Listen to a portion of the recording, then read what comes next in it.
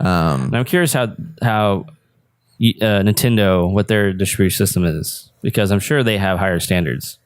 Yeah, Nintendo and Xbox and everybody has a higher standard of distribution for sure.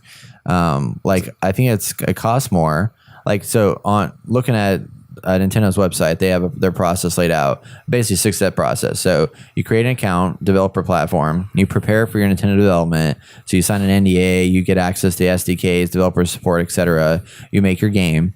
They have forms and stuff that'll help you guide through that. You prepare to sell your game, so you can start preparations for release. You sign a publishing agreement, obtain an age rating, submit your game for review, submit your PR materials, and then Nintendo has to approve those PR materials and everything so that they can get it on the games page and eShop and everything like that, and then you sell it.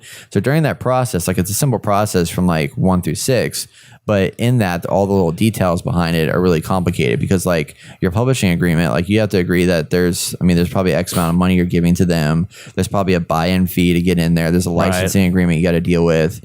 And you got to get like test stuff for the actual Switch. I'm sure they give you a Switch. Yeah. They don't have one already. Kit and stuff like that. And then also if you're like designing your game for Steam, like they probably have a different, depending on how you're coding it, like unless you're using a regular engine, like you have to then figure out how to port it over there. Right. It's a different platform that's got different, configurations and stuff like that. So like one of the guys we met at Let's Play Gaming Expo, he was saying that he had a custom engine built for his game. So he wants to get his game to the Switch, but that transfer is just, who knows how long that would take. Yeah. What do you have to do? It's not just like, oh, hey, it's Unity. Click this button. It just like ports it over there. Right. Yeah, it's a lot more complicated.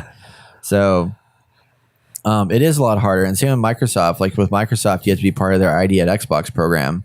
And to get into that can cost a lot of money to just become a partner. And then you have to get approved. And then that's when they send you the developer kit. So there's a lot of restrictions into that scenario that makes it to where it is more curated stuff. Right. But you also get a lot less numbers in there. Right. So I think there's like a balancing act that needs to happen where it's like pull a little bit of inspiration from like how like there needs to be curation on one side, but I think a lot of that curation can be automated. And then at the same time, it needs to have a low enough barrier to entry that it doesn't cut out everybody. Like paying $5,000 to get your game out there, you're not going to get the Super Meat Boys and the Fez and the freaking Binding of Isaacs and the Shovel Knights and all that stuff won't exist. Right. Without like a lower barrier to entry. But we got to think about how the industry has changed too. Like when Shovel Knight and Super Meat Boy were coming out, like there weren't too many indie games coming out. Like these are like the very few. Yeah. Like I feel like that is the wave that that is the ripple that started the wave that indie games, or they're a part of that ripple. Maybe it was somewhere in between, somewhat. But having that, so now since everything's so much more accessible, raising that barrier of entry, I think that's just a natural thing to do at this point. When you didn't need that before, because no one was making games, hardly anybody. Exactly. And those guys spent like years, day in, day out, sweating, like sweat, blood, and tears to get those games made. Now you don't even have to do that. Yeah. You and your buddy can just learn how to use Unity in like 3 days, and then you can have a game in 6 weeks. Well, yeah, like one of the people I talked to there, they have a meetup group that gets together and they just do like game jams all the time to make games. Right. And one of the games they have was built in Unity, and he was telling me that the benefit of Unity is that their asset store is so huge, and that there's an asset store in Unreal Engine as well, but in Unreal Engine you have to pay regularly to maintain that. With Unity, it's free up until you reach, I think you have to be making $200,000 on your game, and then there's a monthly fee that you have to pay. But how often?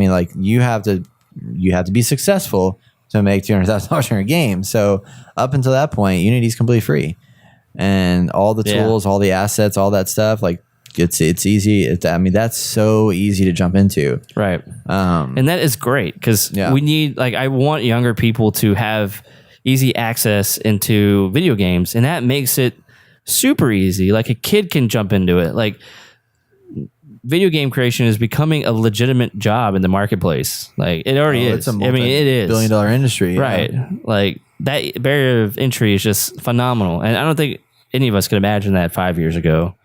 Head on over to thegamer.net for our full podcast episode for our weekly game impressions and top headlines of the week. That's one of me doing an interview. Here's one of all of us. We'll mix some cool things. Brett's also right here. Like this video, subscribe, keep up with all the latest video game news and opinions that you care about right here on The Inner Gamer.